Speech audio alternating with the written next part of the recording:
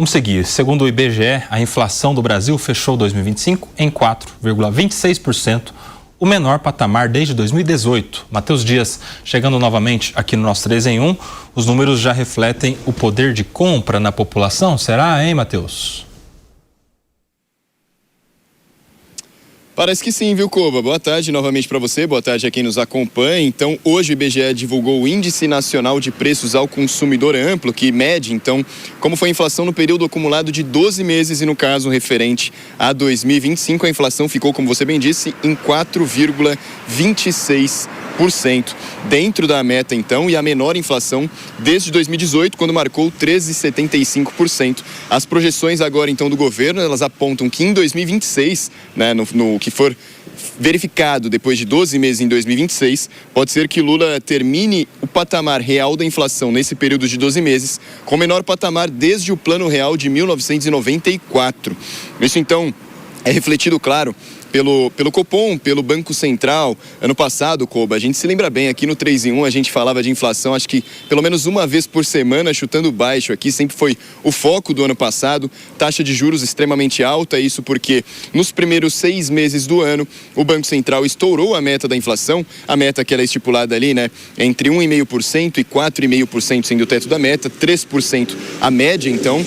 E no caso, o Banco Central de janeiro a junho estourou essa meta, e quando estoura a meta por mais de 6 meses, ou num período de 6 meses, o presidente do Banco Central, que é Gabriel Galípolo, tem que escrever uma carta ao ministro da Fazenda, que no caso é Fernando Haddad. Essa carta foi escrita justificando o motivo pelo qual a inflação ultrapassou o teto da meta durante 6 meses consecutivos, e em julho o Banco Central tomou a medida mais drástica até o momento, que foi aumentar então a taxa de juros bastante para tentar conter a inflação. Foram 7 aumentos consecutivos, então a taxa de juros aumentou de 10,5% até chegar ao patamar atual de 15%. Depois que esteve nesse patamar de 15%, foram 5 reuniões consecutivas do Copom, do Comitê de Política Monetária, e o resultado das 5 reuniões foi a manutenção dessa taxa de juros, que continua até hoje a 15%. No caso, todos os diretores do Banco Central que participam do Copom votaram de forma unânime pela manutenção,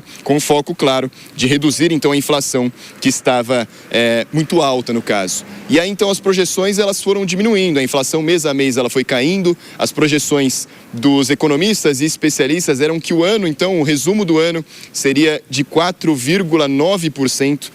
A inflação acima do teto da meta. As projeções do Banco Central era de atingir o teto da meta, 4,5%, só que o que aconteceu no fato foi então mais otimista do que se imaginava, fechando 2025 com a inflação a 4,26%. E sim, isso valoriza mais o dinheiro do povo, né, Koba?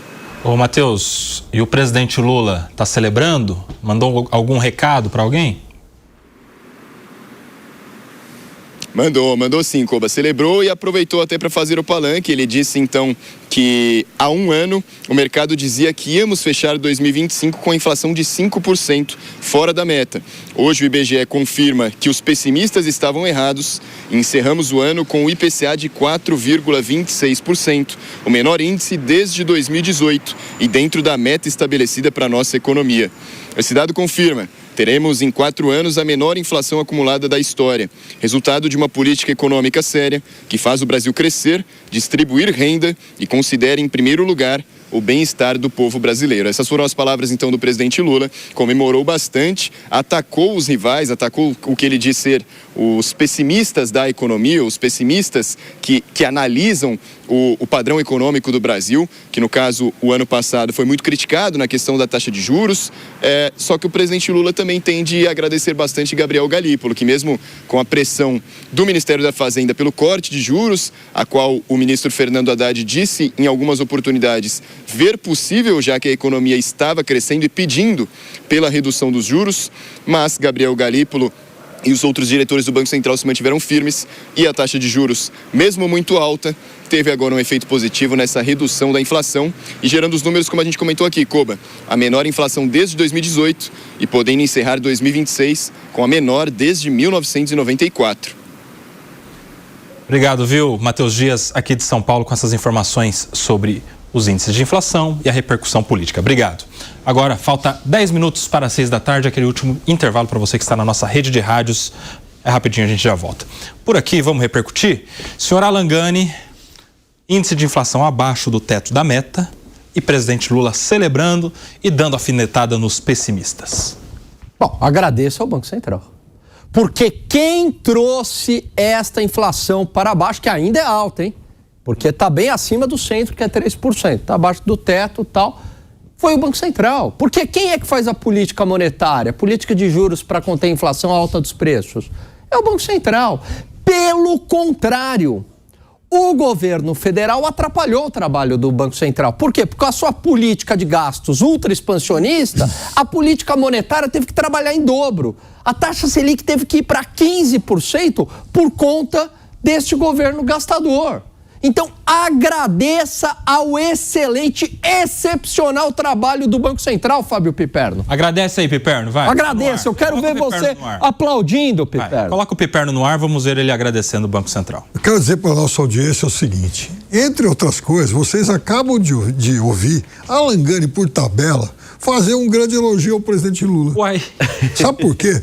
Quando ele se empolga em relação à atuação do Banco Central, eu queria perguntar para o Alan Gani o seguinte, quem foi que nomeou toda essa turma do Banco Central e agora? Ué, mas você foi... mas peraí, o presidente Lula. Não, tudo bem, mas tinha uma pressão. Não, mas peraí, opa! Não, peraí. Não, a turma está fazendo um ótimo trabalho, aliás, uma continuidade da gestão do Campos Neto, mas peraí. O governo, com a sua política de gasto, atrapalha o trabalho do Banco Central. Até o Banco Central reclama disso elegantemente, é claro, na ata do Copom. Não foi o Espírito Santo que pôs essa turma lá, foi o presidente Lula. Isso é uma outra estranheza do Brasil. O presidente que tem o carimbo da esquerda e tal, ele põe no Banco Central todos os caras assim, os mais ortodoxos de mercado possível. Ele não põe nenhum, não tem ninguém de esquerda no Banco Central. Não, o Galípolo tem um histórico. Tá. Bom, mas está fazendo um bom trabalho. Mas tem uma outra coisa no Brasil. Aliás, o nosso economista sempre citado aqui, o Felipe Salto, o Alan Gani sabe que eu gosto muito e tal, também é alguém de mercado, não? Ele outro dia chamou a atenção para a seguinte coisa. Bom, tudo bem, né? A política monetária é essa, mas como é que nós vamos continuar negligenciando a questão do crescimento? Porque dá a impressão que o Brasil não tem... Mas você sabe que às vezes eu te mando até uns artigos dele, porque eu lembro do senhor... Sim, né? E tem um artigo dele falando também do problema fiscal brasileiro, chamando a atenção. Não, é verdade, ele sempre chama a atenção para a questão fiscal, dividindo essa culpa entre muitos atores e tal, mas ele chamou a atenção outro dia para isso, falou, bom, até que ponto nós vamos continuar apertando tanto e esquecendo que o país tem que crescer? Melhor, é verdade. Melhora o fiscal, taxa de juros cai e o país cresce. Outra coisa, eu vou dar... Hoje, estava lendo um gráfico sobre os produtos mais exportados pelo Brasil em 2025. O líder desse ranking, pelo segundo ano consecutivo, aliás, é o petróleo, em segundo a soja. Juntando os dois, aí 87 bilhões de dólares por aí de exportações, mais ou menos 25% que o Brasil exportou. Só que esses dois produtos, eles perderam de 2022 para cá 1/3 das suas cotações internacionais. O petróleo chegou a estar 101, agora está 60 e alguma, fechou na média em 60 e alguma coisa, e a soja também está muito mais barata do que foi em 2022. O que eu estou querendo dizer com isso? Que a queda de preços, a queda da inflação, ela também está relacionada a isso, e isso não depende do Banco Central. Nós estamos falando em preços internacionais, que não é o Brasil que faz, não é o Banco Central que faz. Então, também atribuir todo esse mérito, esse êxito e tal, à atuação do Banco Central, é correto até a página 9, mas não é bem assim. Sabe qual é a impressão que dá, Kriegner, eu quero a sua opinião? Que enquanto está lá o Banco Central, debaixo de sol e chuva, plantando, semeando, irrega, o presidente Lula metendo pau. Onde já se viu uma taxa de juros tão alta? Onde já se viu essa taxa de juros que sufoca o pobre? Onde já se viu essa política do Banco Central? Onde já se viu a independência do Banco Central? Aquela crítica toda. Esse cidadão, né, que era o Campos Neto. Agora que começa a dar fruto, que a plantação já, né, cresceu, todo mundo colhendo os frutos. Aí o presidente falando, tá vendo, seus pessimistas? Olha aqui, ó, 4,26, melhor índice desde não sei quando. E aí, Kriegner? Mas faz parte da história, né? Esperar alguma coisa diferente seria muita ingenuidade da nossa parte. A gente está falando do presidente que se opôs ao Plano Real lá atrás, alguém que foi contra as grandes mudanças que tiveram no Brasil de positivo. E aí agora, quando surgem os frutos, aí vem querer colher como se fosse da iniciativa dele. E o Gani trouxe um ponto aqui que pode ter passado despercebido, mas eu queria ressaltar aqui, que é justamente a continuidade da política do Campos Neto que tem sido feita dentro do Banco Central. E isso era algo extremamente criticado pelo presidente Lula na época do Campos Neto. Dizia, ele é ideológico, isso é um absurdo, o que ele está fazendo é para afundar o país do lado de dentro, ele quer quebrar o país. E de repente vem o Galípolo, dá sequência em uma série de políticas que eram feitas e parece que tudo fica bom.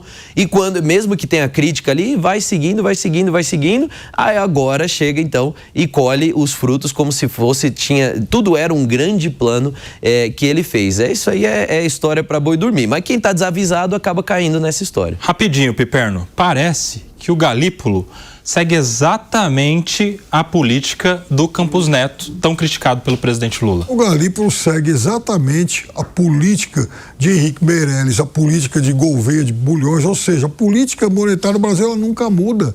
Ela sempre foi assim. Porque o fiscal do Brasil nunca muda, assim. Porque o fiscal, então, porque não o Estado é que o Roberto Campos Neto não inventou. Por isso o Banco Central tem que dar uma dose cavalar de remédio de juros. Ele não dá uma dose cavalar. É aí que a gente, inclusive, diverge muito. Ele sempre fez isso. Mas sempre fez, porque o Estado brasileiro é gastador, Piperno. É um Estado que gasta o que não tem. Quando a dívida foi pequena, quando a dívida foi grande, ele sempre fez isso. Porque o Brasil pensa economia assim. Uai, vai fazer o quê?